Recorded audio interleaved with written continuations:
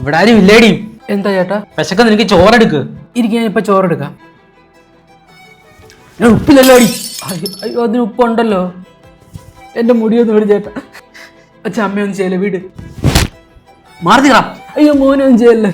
നീ നിന്റെ മോനായിട്ടുള്ള എല്ലാ കളികളും എനിക്കറിയാം. നിങ്ങൾ എന്തൊക്കെയാ ചേട്ടാ ഈ പറയുന്നത്? എന്നെ മോനെ വെച്ചാണ് അപവാദങ്ങൾ പറയുന്നത്. രണ്ടിനെ പൊഴിച്ചു മൂടി ഞാൻ.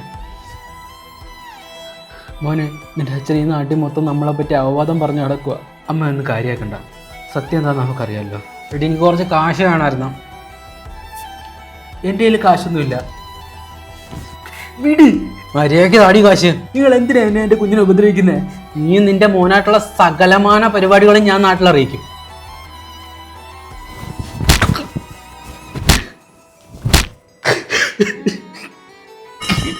മദ്യലഹരിയിൽ അമ്മയെ ക്രൂരമായി മർദ്ദിച്ചതും അമ്മയും തന്നെയും ചേർത്ത് അപവാദം പറഞ്ഞതുമാണ് കൊലപാതകത്തിന് പ്രേരണയായത്.